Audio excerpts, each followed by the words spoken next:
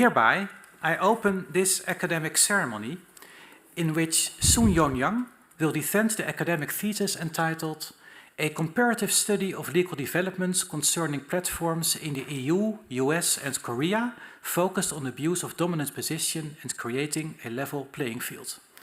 And I welcome everyone sitting here in this aula, and I welcome also very much everyone who is participating in this academic ceremony online. Very good to have you. Dear candidate, I invite you to present a summary of your study and the conclusions of your thesis. Thank you. Hi, Assistant Rector and supervisors and assessment committee members, friends and family. First of all, let me thank you all for coming here today. In the upcoming minute, I will present the summary of the work describing my PhD thesis entitled A Comparative Study of Legal Development Concerning Platform in the EU, US, and Korea, focused on the abuse of dominant position and creating level playing field. The purpose of my research is to provide competition authorities with practical implications and recommendations concerning abuse of dominant position by multi-site platforms. Second, to provide policymakers with the guidelines of legislative actions concerning multi-site platforms. In this presentation, I will cover three main points. First, I will address the abuse of dominance by multi-site platforms. It includes what multi-site platforms are, and market definition, and assessment market dominant power, and determination of abuse of dominant position. Second, I will analyze the abuse of dominant position by multi-site platform in the EU, US, and Korea. Finally, I will deal with the regulation of gatekeeper platforms. Now, let's move on to the first research question. The first research question is, do traditional competition law tools adequately capture and reflect the complexity of multi-site platform in regulating abuse of dominant position by multi-site platform? Multi-site platforms are intermediary that provide service or goods to separate customer groups who rely on each other and who rely on the platform to enable transaction among them. So, multi-site platforms exhibit particular features, including free service, indirect network effects, multi-homing, and dynamic innovation relevance. So, it is necessary to reflect such features in examining abuse of dominant position by multi-site platforms. So I will follow the same process for non-platform companies. So relevant market definition, market dominant power, and abuse of dominant position. So I will start with relevant market definition. So defining relevant market for multi-site platform can be conducted based on traditional method as long as the particular features can be properly reflected. So in principle, market definition should be defined by customer group, and exceptionally, a single market can be conducted in particular conditions. So the interesting example for market definition for multi-site platform is the innovative market approach by the Korea Fair Trade Commission. Korea Fair Trade Commission defined licensable smart non-mobile OS development market in the case of Google Android OS case as the relevant market for the case.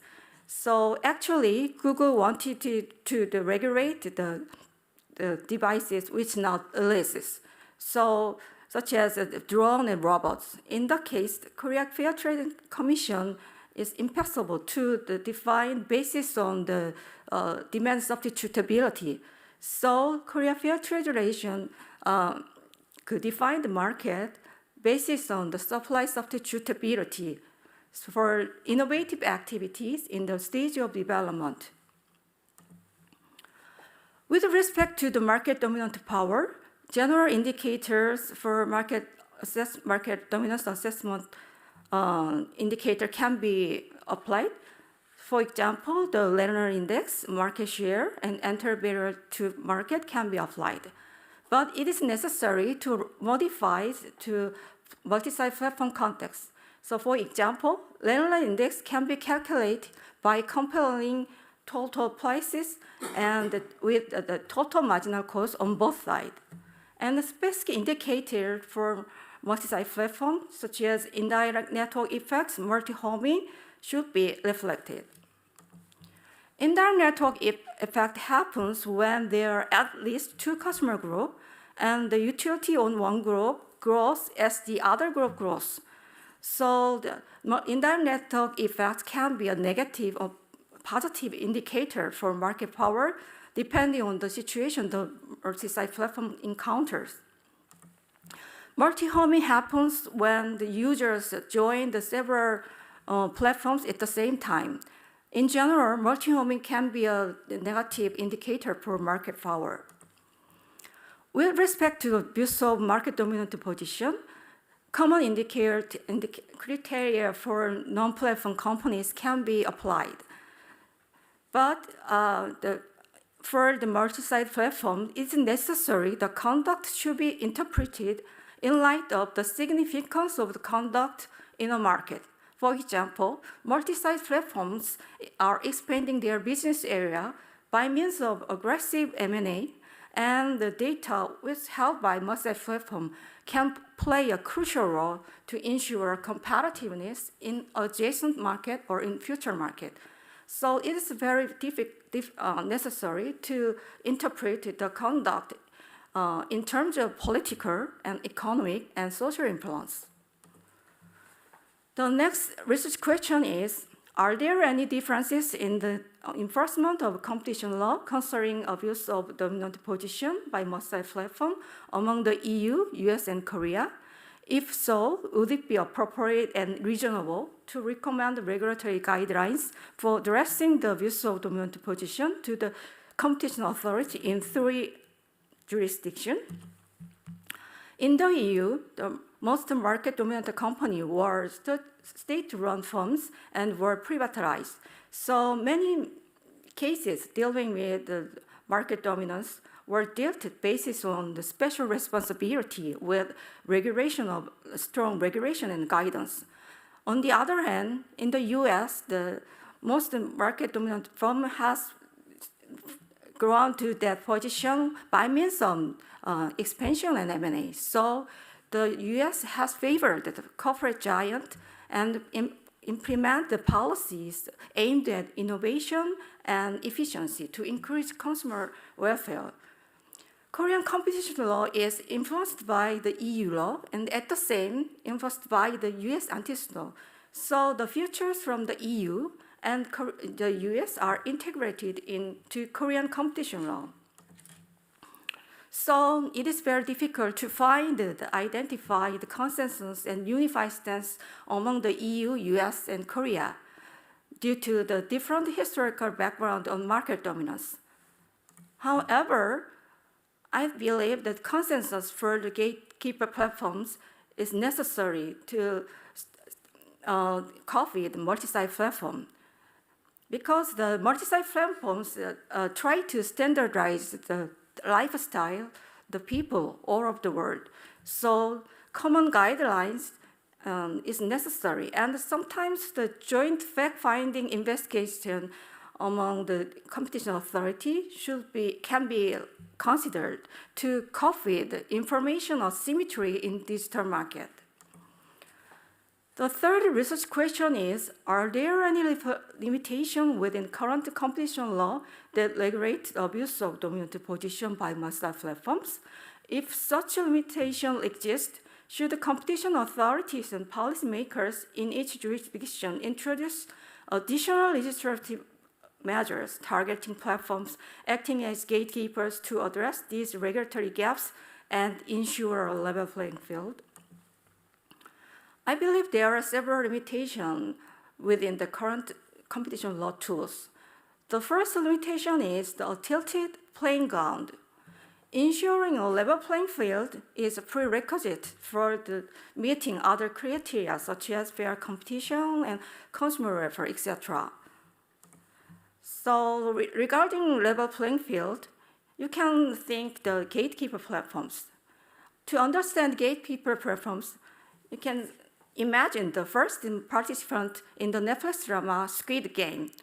The first participant as the host and at the same time designer of the game commit all the foul and establish all the rule and decide loser and winner. Concerning gatekeeper platforms, I believe just regulating abuse dominant position is not enough. Next limitation is result from ex post regulation. So if specific practices generally are harmful, so additional rulemaking action should be introduced to tackle the recurrent and systematic market problem. The next limitation is fight for hegemony. So current market competition environment moving from the competition at the level of individual company toward the competition for hegemony between countries. So competition authority and legislature in its jurisdiction need to supervise, manage it closely to gatekeeper platforms based on unified regulation. And competition law enforcement involving multi-site platforms tends to be time-consuming. For example, Google shopping case has taken 11 years to confirm the Google's practice violated Article 102 of TFEU. And there are so many practices falling outside the side of the Article 101 or 2 of TFEU. So in this, the practice cannot be corrected within the current competition law tools. So additional research measures, including the ex-ante regulation, should be considered to copy the multi-site platform in the partial gatekeeper platforms. So my final goal is, my proposition is a three-phase regulatory model. So according to the model, it is necessary to divide into multi-site platform into three categories. So gatekeeper platforms, dominant position platform, and multi-site platform non-dominant position. So competition authority can choose different options aligned by the size and influence of the platform at issue. Met concluded, ik met presentatie. I look forward to the discussion. Okay, thank you. Thank you so much for your presentation. The opposition will be opened by Professor Nicolaides, who is Professor of European Economic Law at our university and who is also the chair of the assessment committee. Thank you, Prorector. And thank you very much, Ms. Young. I was very much impressed by your dissertation for two reasons. First, because this subject is intrinsically very difficult, and we're all struggling to understand. And the second reason is that you did a comparative analysis. That in itself is also very difficult. So thank you very much. I have been educated by it. But I have a couple of questions for you. In your reply, in your presentation, in research question number 3, Okay. you are concerned about the playing field not being level. You're concerned about fair competition. And you conclude that we need some kind of regulation ex ante. But when I read your dissertation, at many different points, you propose that operators of multi-sided platforms should be allowed to operate, should be allowed to choose their business model for as long the efficiency they generate outweigh the cost from restrictions of competition. And my understanding is that this is exactly what the operators themselves say in their defense, that they generate benefit for consumers. And others may disrupt the market the way they disrupted the market. But how can, and this is something which I couldn't find in your dissertation, perhaps you can enlighten me today. How can we distinguish between the model that has short-term life and perhaps the business models that create such restrictions that the disruptors of the future will find it extremely difficult to enter the market when, especially with gatekeeper operators? Thank you. Hi, esteemed opponent. Thank you for your questions. Okay, regarding level playing field, I believe that ensuring level playing field is a prerequisite for meet the criteria such as fair competition, consumer welfare, etc. So ensuring, I think, is a prerequisite. So you can imagine the soccer games. So there should be no the inclines and declines in the market. That's why for teams to switch the size of playing ground at halftime.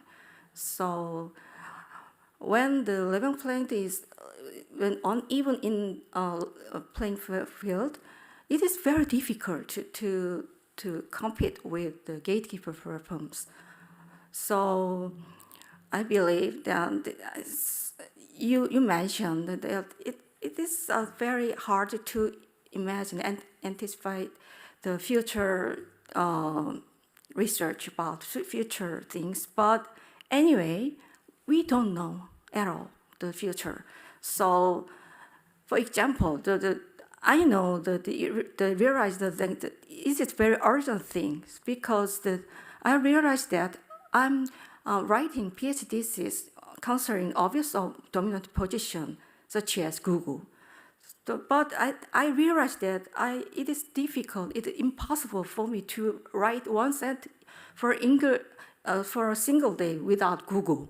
So I realized I'm very worried that I think it is too late for me to the reference that if respond that to the market changes involving multi-site platform. It's the same as the climate change. I think that it is I think basis on the same situation. I think so. That's why I hope this answers your questions. Could you please elaborate a little? Well, I very much agree with you that it's difficult to predict the future. Yeah. But I did watch Squid Games as well, and I did enjoy it. And it seemed to me that even though all the contestants started from the same position of ignorance, in fact, the ones that played the game later were in a more advantageous position because they saw the failures of the first contestants for every game they played. So I really wonder whether what you are in fact advocating is some kind of experimentation where we allow some companies to fail, but that would not be fair competition in order for us to understand how consumers will behave, what the future would look like. So how do you incorporate in regulation the fundamental problem of predicting how the market would look like next year or the year after? Thank you for your comments and questions. Okay. At first, most of all, it is very necessary for competition authorities to monitor the conduct of multi-site platforms. Just we need to know what is going on So I think it's very good example to reflect my point. Is a DMA, Digital Master Act, include many provisions and duties and prohibitions concerning about the conduct of multi-site platforms to know what's going on. So I think the first step is to integrate the conduct and integrate the market trend and integrate the intention of the conduct and further business strategy to reflect the common current competition law tools. So it is ex-ante regulation is mandatory to know the what's going on because we don't know at all about the multi-site platforms because there are so many cues asymmetry of information. They don't provide detailed information to me, to us, to competition authorities. So we don't know at all. So I think there are so many distorted and manipulated information. Who knows? So that's why we need to know. I hope this answered the questions. The opposition will now be continued by Professor Gerbrandy. Professor Gerbrandy is Professor of Competition Law at Utrecht University. She is also a member of the Assessment Committee, and she is joining us online for this ceremony. And I would like to welcome her very much to Maastricht University today. Professor Gerbrandy, you have the floor. Thank you very much, Mr. Chairman.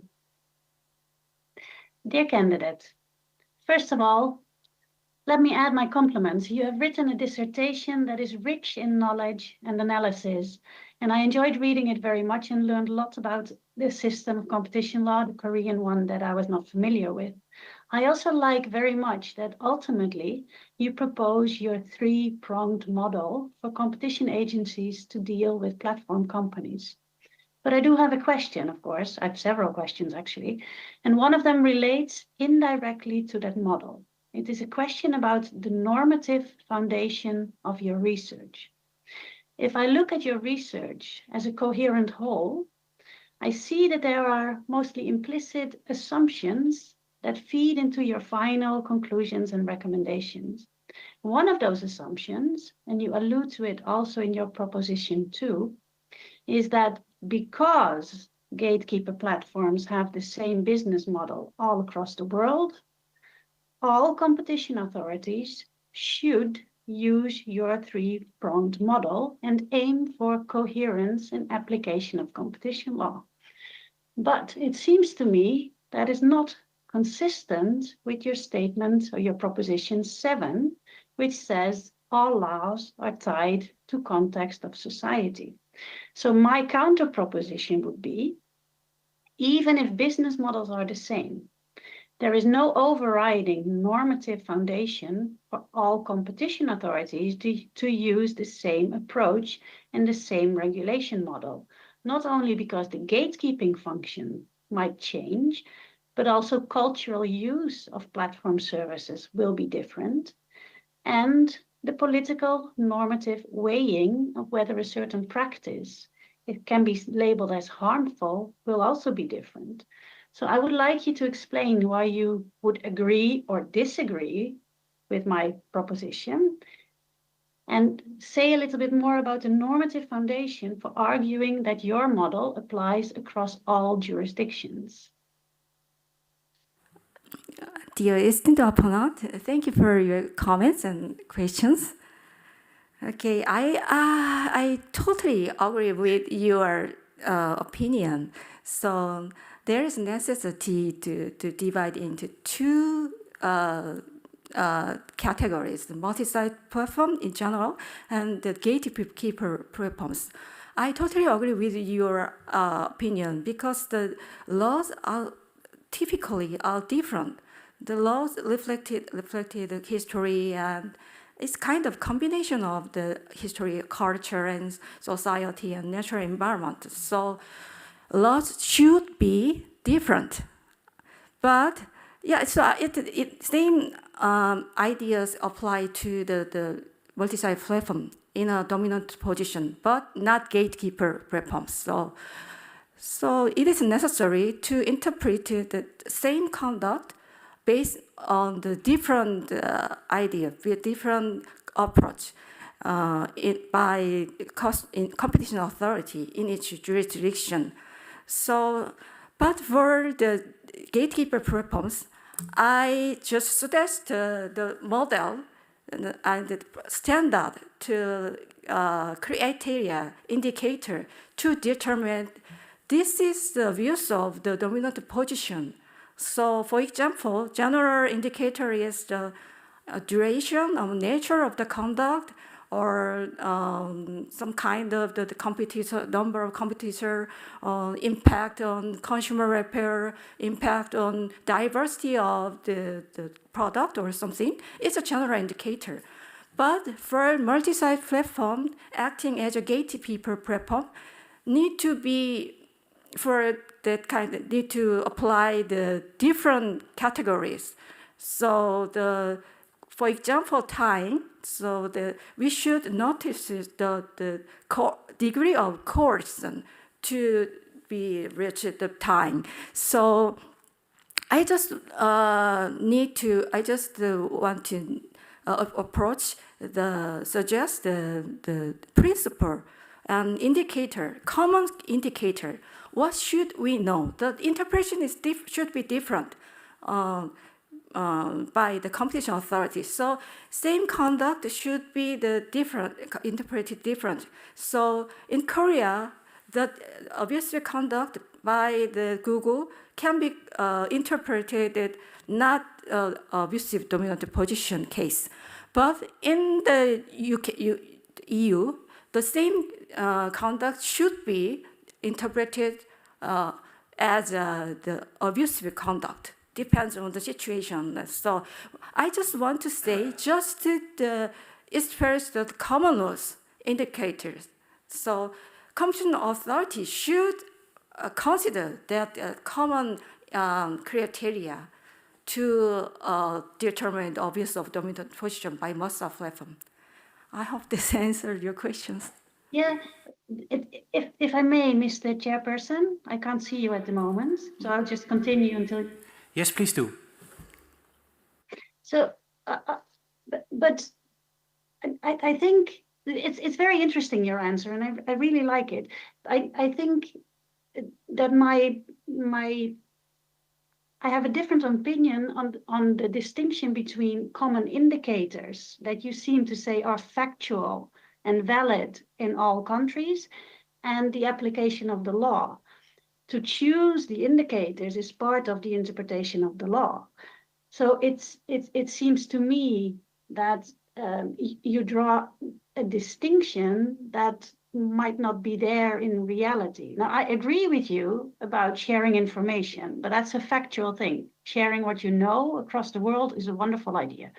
But this distinction between factual indicators and interpretation of the law, I'm not sure about that. Can you say just a little bit more about that? I wrote the indicators in my thesis, so you can find the chapter 5. And it is I wrote my thesis based on the Korean guidelines about the abuse of dominant position by multi-site platforms. So there are guidelines in Korea. So I think the Korean guidelines can be a good example for the competition authority overall. So it's not perfect one, but the competition authority can get hints from the guidelines of competition Korean guidelines, and I realized that it's very similar with the DMA. So I think the stance of Korean Competition Authority is very similar with the European Commission. So I think it's due to the same background, also social economy. So that's why. I hope this Thank you very answers much. your questions. Thank you so much. The opposition will now be continued by Professor Philipsen, who teaches law and economics at our university and who is also professor of shifts in private and public regulation at the Erasmus School of Law, and who is also a member of the assessment committee. Please. Thank you, Mr. Prorector. Dear candidate, dear Ms. Young, first I would like to congratulate you, of course, on finishing a wonderful manuscript that provides an extensive overview of the scholarly literature on the three steps of an abuse of dominance assessment: market definition, dominance, abusive conduct, in no less than 3 jurisdictions. So that already is, I think, interesting for a large audience. But what I particularly liked is that you also included a well-structured analysis of case law for each of those 3 steps of an abuse of dominance assessment. And more specifically, personally, I liked the comparison with Korea, as that is rather new to me. You present also your own opinions on some of the issues discussed, so clearly there is some added value here to the literature. Yes, you even incorporated some of the literature suggestions that I made in the reading committee stage in an already long bibliography, so we can say that, that quite a lot of literature is covered there, and case law. My main question still relates and follows up a bit on the discussion you had with Professor Nicolaides on the level playing field. Now, today you provided us some more information, both in the question and in the presentation. And you answered part of my question, but not all of it. And since it's so important in your thesis, I would like to go still a little bit deeper on this issue. So it's clear it's a central criterion. You write a few things about it. In the thesis, for example, you link it to fair competition, right? For example, in the very last paragraph, page 386, you write, I quote from the book, "There should be no inclines or declines on the surface of a playing field to guarantee an environment of fair competition." Also, your example, you presented it again today about the squid game is related to that. You say it's unfair, right? So it links to unfairness. It's unfair if the common players play on an uneven playing field with a market-dominant firm or a gatekeeper. There's also the statement early in the book, page 26-27, you write, "Big tech platforms are using the same strategies across borders to preoccupy the world market. Thus, it is required to establish a joint response to creating a level playing field." That also links a bit to both of the questions we heard. Today you told me something that is not so clear from the book, it's implied, but you made it very explicit on the slide. Professor Nicolaides mentioned it too. You said it's a prerequisite to have a level playing field for reaching other goals. That still raises or leaves some of the questions I had.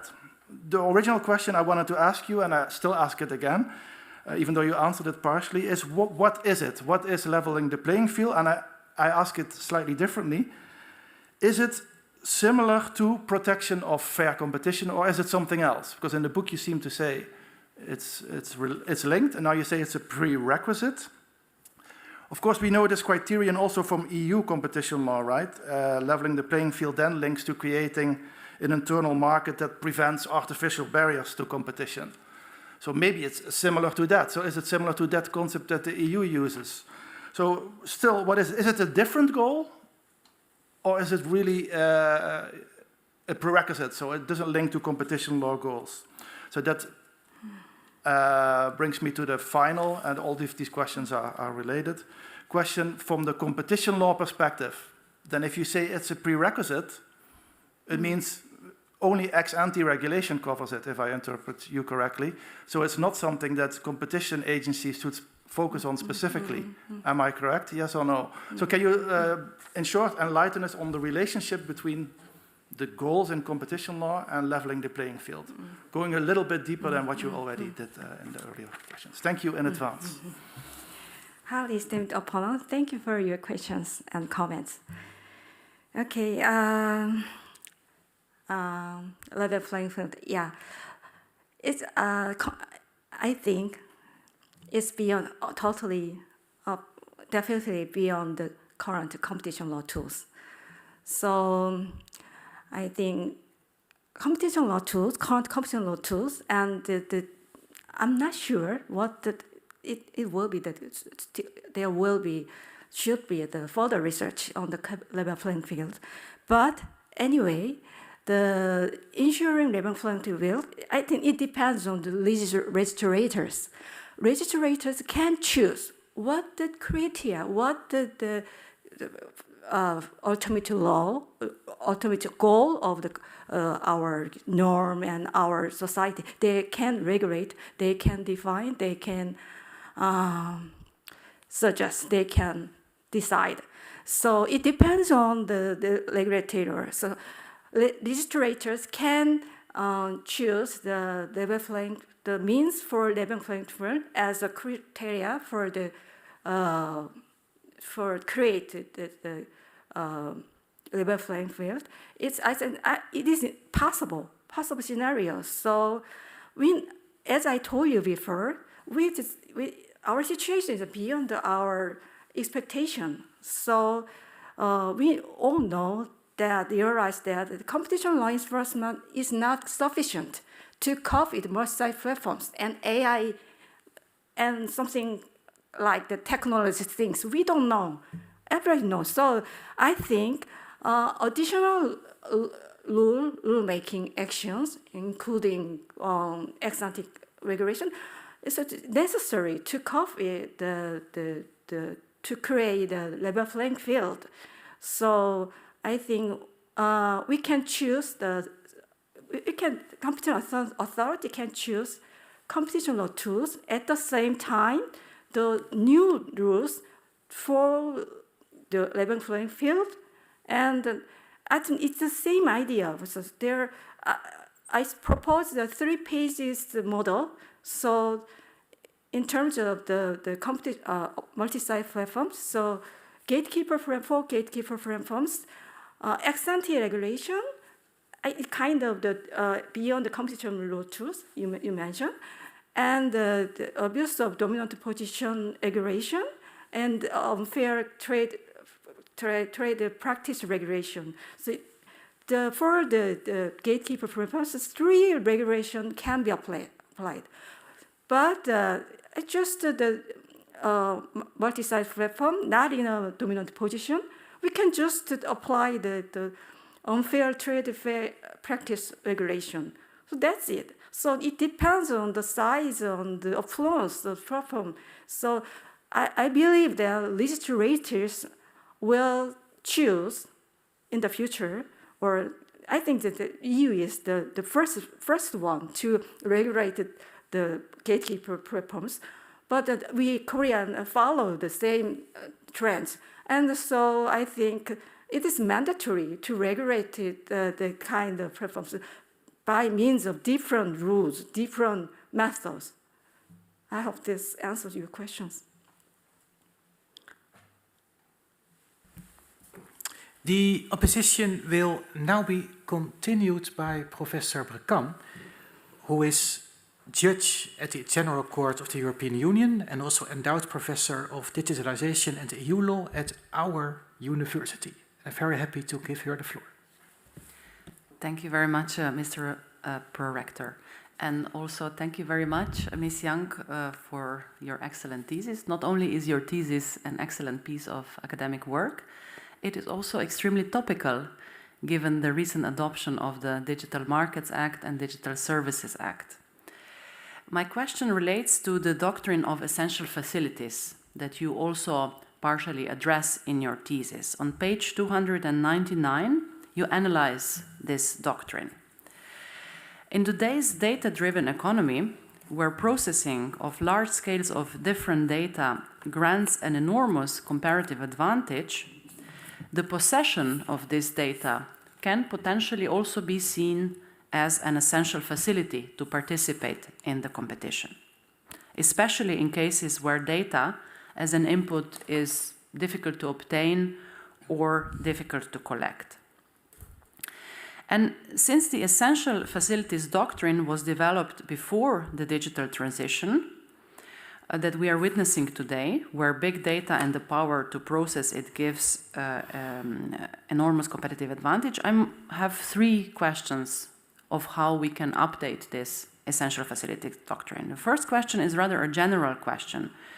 Do you believe that the essential facilities doctrine should be revised or reinterpreted to allow its application to data? Secondly, if that is the case, how would the obligation to share certain data correspond or be compatible with the General Data Protection Regulation? How can we reconcile the obligation to share data with the General Data Protection Regulation? And third, what role does the Digital Markets Act play with regard to the application of essential facilities doctrine to data? Given that the regulation intends to limit the abuse of the power the gatekeepers obtain by playing a dual role, so on one hand providing a core platform service to business user, and on the other hand acting as competitors to those same businesses, can the obligation from DSA to allow other undertakings to have access on fair, reasonable and non-discriminatory terms also be interpreted to mean as an obligation to share data, so within the meaning of the essential facilities doctrine? Thank you very much in advance. Hi, esteemed opponent. Thank you for your questions. Could you please elaborate question number 2? So the question number 2 is a rather classical question because on one hand, if the company has an obligation to share data under the essential facilities doctrine, the question that raises is whether this sharing of data is compatible with the GDPR. And you know that in the GDPR there are specific grounds for processing of data that are numerus clausus, so they are specifically enumerated. One of the core grounds is the consent. Then there are also other grounds such as, for example, legitimate interest, research, and other grounds. And I'm wondering, if I put it very practically, should the company that shares that data that is considered as essential facility seek consent of all of its users? Should it rely on another ground? How can this competition law obligation be reconciled with the data protection obligations? Thank you. Okay, I see. Thank you for your elaboration. Yeah, I think data can crucial role in ensure the competitiveness in adjacent market and future market, and for the something that related to technologies. So, and it is also related to the consumer privacy and something, and it is linked to the interest and the company directly interacted to. So I think data can be ensuring data transparency or data portability is kind of the essential facility, like you mentioned a lot before. So I think the data should be provided by multi-site platforms such as Facebook or other Amazon. But I think it is very hard to obtain the data because, I mean, the data should be the distorted one, and in order to have favor to the multi-site platform. So I think obtain is also important, but I think I believe the degree and the quality of data also very. We need to check the quality of the data. So we just obtain the data, I think, by means of the rules of such as DMA. So it's mandatory. If not, the multi-site platforms receive the huge fines. So that's all. I don't know that I think that so much politicized from platforms provide the distorted and not pure data or something. So in order to the pure data, it is necessary to set the guideline to what the data should be. And that's the first prerequisite for the data, obtaining data. But anyway, the DMA rule can play the crucial role to getting the data. So I think by means of the legislation law, it is indispensable to apply the EU approach. I think to get the pure data, to get the appropriate data, reasonable data. And regarding to the second question, so GDPR. So unfortunately, I haven't thought about it deeply about the GDPR because my thesis include a lot of variety of the things about the multi-site platforms. So data should be the very crucial topic for the further research. So I will conduct the further research about data in the future. But anyhow, I think concerning data, it is necessary to cooperate the competition authorities and the data protection agency have to cooperate and coordinate the extent and the scope of the law and the regulation. So we need to cooperate. It is not the problem of the EU. In Korea, the same problem happens. So there are some conflicts and inconsistency in Korea about the data protection. So recently, Korean data protection agencies imposed huge fines to Facebook, but there are still the inconsistency, conflict between the competition law, competition authority in Korea and data protection agency. So I think it is mandatory to reorganize, reordinate the scope and the extent for the different agencies. And I'm sorry to the answer fully, but anyway, the recent Facebook ruling about I realized that the cooperation between the competition authority and other data protection authorities is necessary to cooperate. We need to cooperate.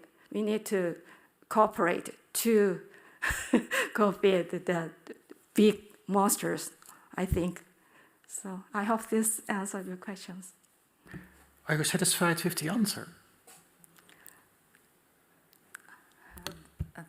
Thank you, Mr. Berger. I would also like to leave a bit of time to my colleague. Oh, that's fine.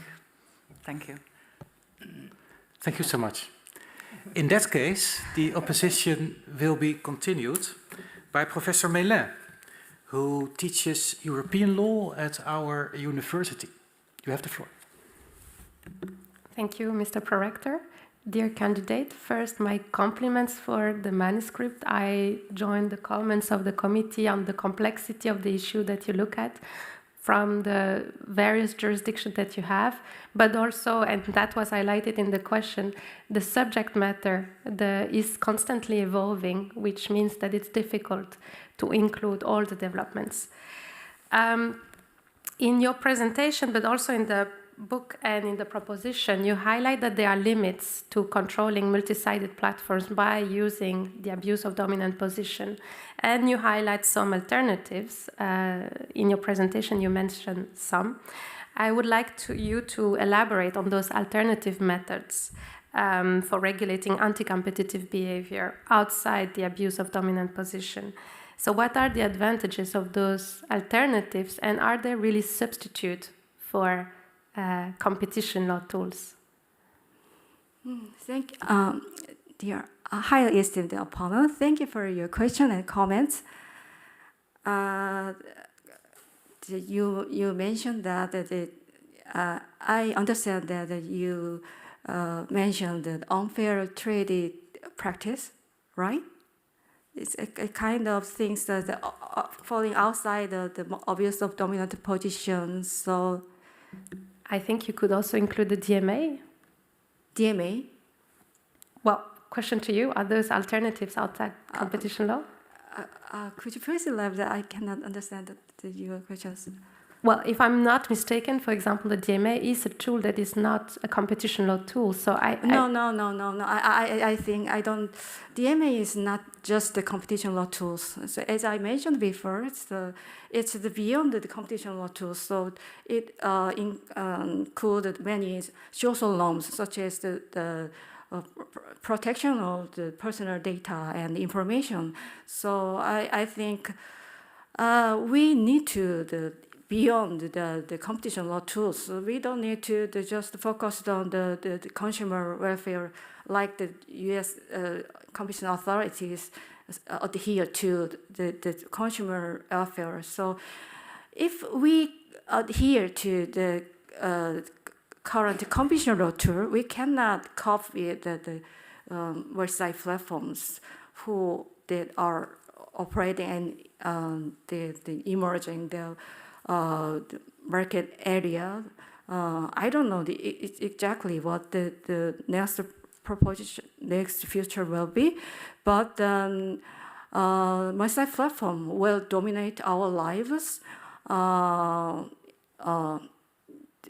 directly and sometimes indirectly.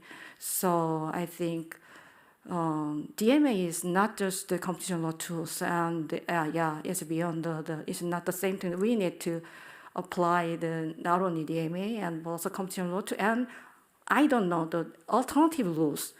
If we copy it, we need respond.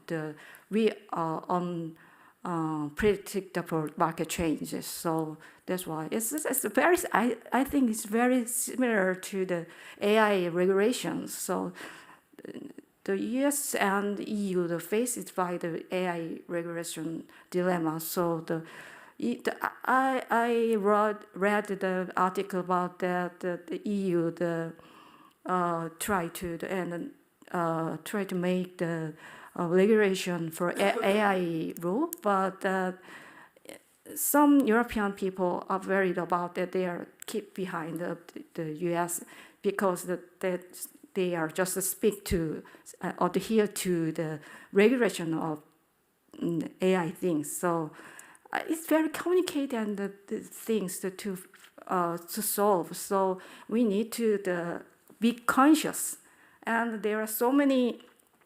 I think the forces they try to misguide our lives. For example, the platform companies that try to lobby and fund academies and the business area and the legislators, and so there are so many garbage thing in the online, and I found that there are so many opinions to praise for the innovation of website platforms, but I think I'm very not sure their intention and their market strategies. So we don't know. So there are so many activity that seems to be the pro-competitive and do good to consumer and competitor or something, but in reality, it is not the efficient thing. It is not do good to consumers in the long term. So that's why we need to notice. We need to consider the intention of website platforms. So I think the regulation of multi-site platform is just the beginning point. So we need to revise new rules. The opposition will now be continued by Professor Yoon Lee, who is Professor of Competition Law at Hanyang University in Seoul. Professor Lee is not here, but we did receive his question, and that means I will read out the question of Professor Lee to you. So when you hear me speaking, it's not me, but it's Professor Lee. It's also a question about the DMA. So here comes the question of Professor Lee. Dear candidate, you propose a DMA type of legislation for the Korean regulatory regime on online platforms. However, it is generally accepted that Korean online service markets where online platforms compete are relatively competitive. Local online platforms such as Naver, Kakao and Coupang have been successful in keeping their strong market position while competing against global dominant online platforms. In addition, a number of new entrants try to find niche markets where they can better serve and thrive. In light of those market situations in Korea, your proposal may be criticized as excessive. How would you respond to this argument? Professor Lee is looking forward to your answer. I esteem the opponent. Thank you for your comments and your questions.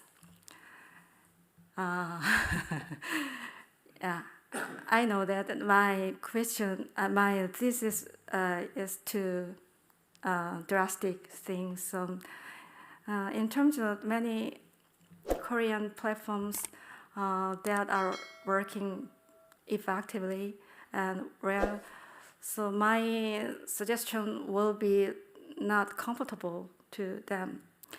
But I believe that how long we just wait for the conclusion, wait for the result from the multi-site platforms. I think you know that the Korea is the only country that Google is not the first rank in terms of the search. We have Naver, and we have the Coupang. Is it's the first in Korea. So I think we cannot be immersed. Okay. It's just immersed on nationalism. So we need to closely consider the future things and okay, that's all. Thank you so much.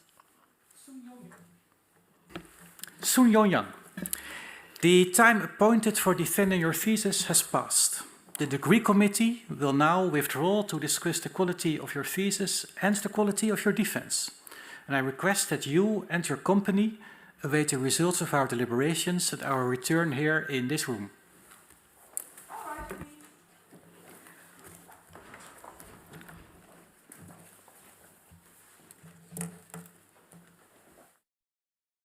The PhD defense has now ended. The degree committee will debate the candidate's performance behind closed doors. This process usually takes about 10 minutes.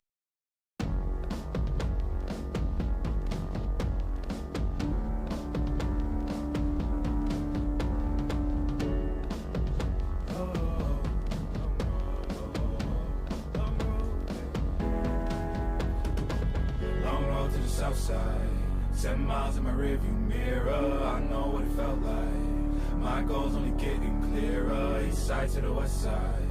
No place like home, if it's questions that you've got, go the extra mile and that.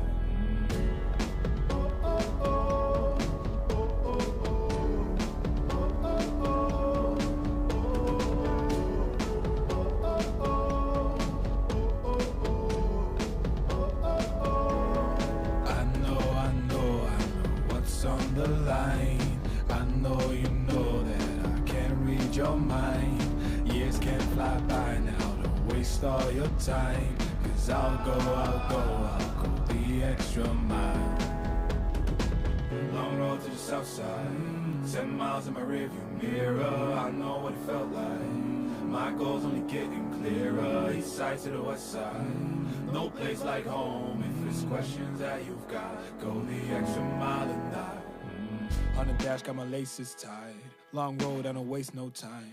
Break rules because fate decides. With the team and we chase the light. I make a move, fall down, shake it off. I hate to lose, bad branch, break it off. No room for negativity, praise and love. Prepare for deep part cause we're taking off. The mileage, traveling so far from home. Gathering knowledge, other connections.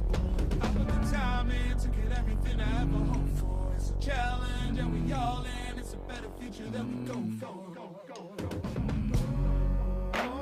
And even though these nights seem long, I know that I am never on my own. Know you've won the battle once you've grown.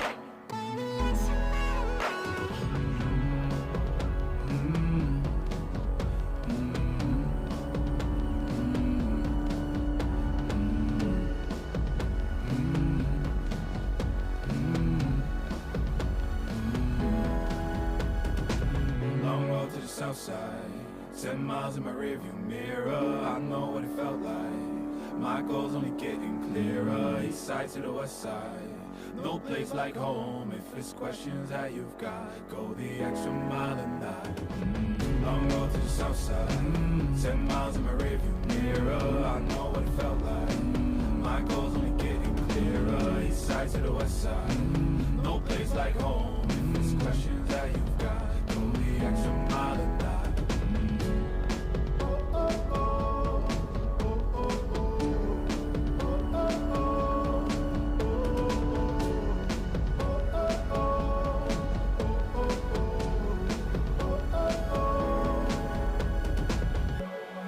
What's on the line?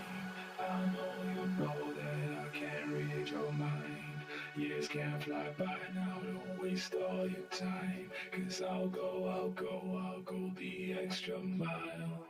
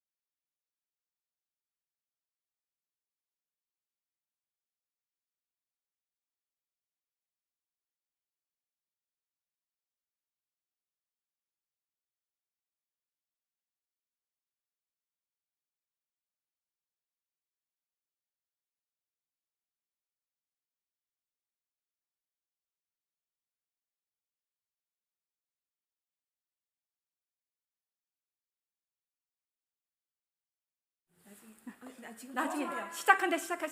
나중에. 저기 가 있어.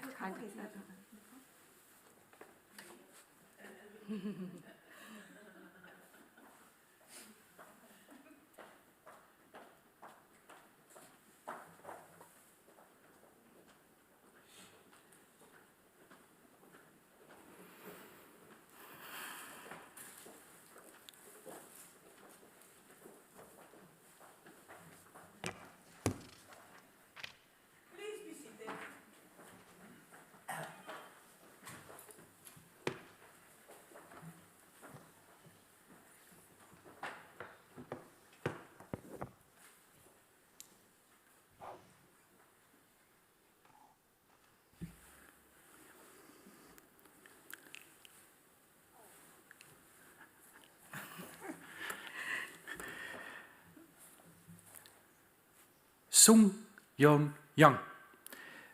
The degree committee here present has assessed the quality of your thesis and the quality of your defense. In view of its positive verdict and taken into account your previous qualifications, the degree committee has decided to grant you the degree of doctor. Your supervisors are authorized to confer upon you this academic distinction in accordance with Dutch university custom. And I now invite your supervisors to take the floor. All right, please.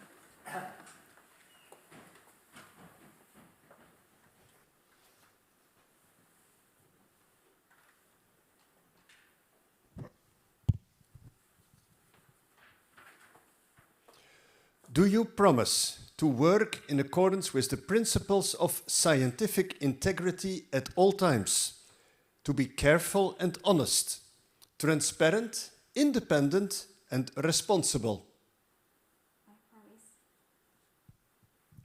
By the authority vested in us by law, and in conformity with the decision of the committee here present, I hereby confer upon you, Sung Yoon Yang, the degree of doctor, and grant you all rights attached by custom and law.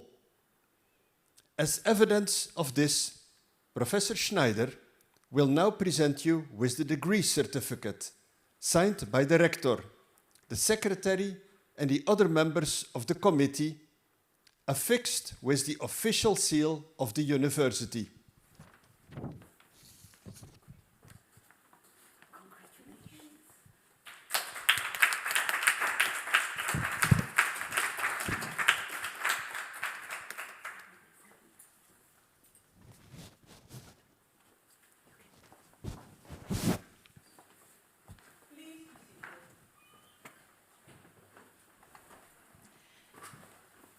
Dr. Sung Yang, you made it. Congratulations. It was quite a journey, and thank you for being part of that journey. You were working and researching on the multi-site platforms, but in fact, it was also a multi-country experience too. You studied law in Seoul. You did your master thesis there already on European Union and anti-dumping law. And after that, you entered the Korean Customs Service, and you were working there on the implementation of free trade agreements and foreign investments.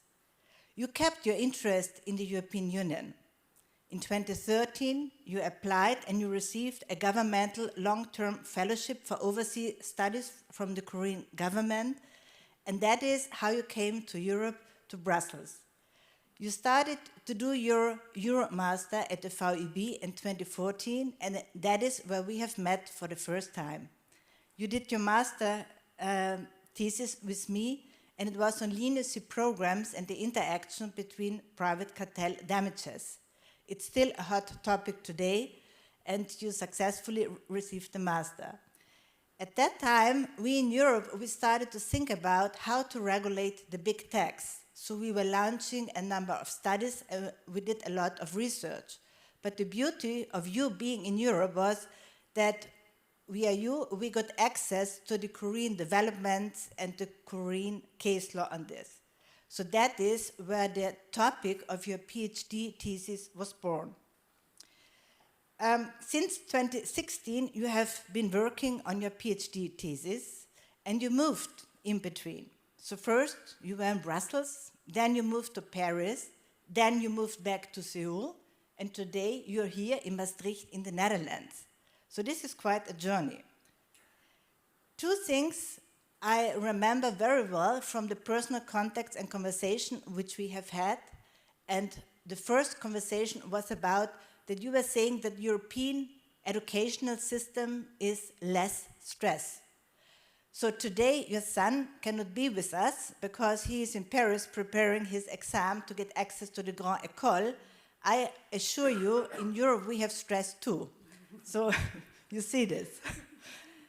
And the second conversation, which I remember very well, was about when I was asking you with respect to the support of your husband. And you told me, well, my husband is supporting me all the way through because he wants to see me happy. Well, today, if you turn around, your husband is going to see a happy wife, so you achieved what you were looking for. Congratulations to your achievement, and thank you very much for sharing the journey with you. Thank you very much.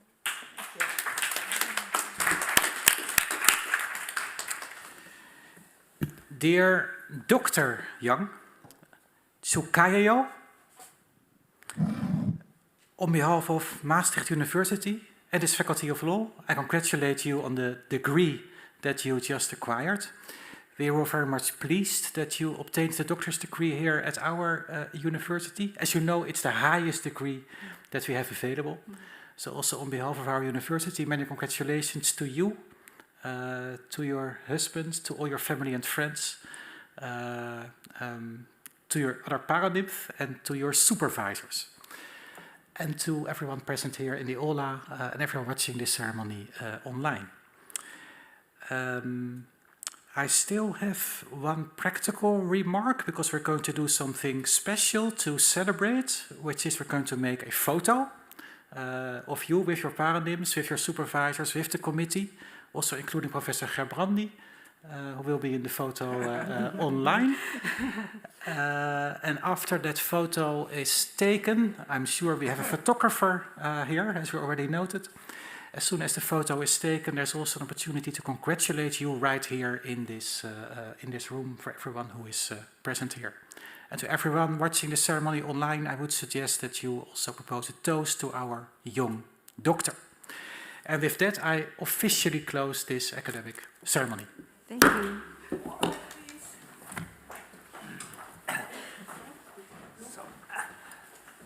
Mooi.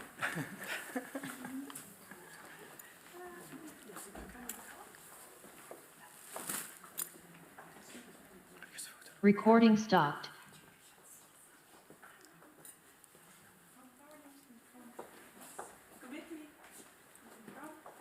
Supervisors first. More.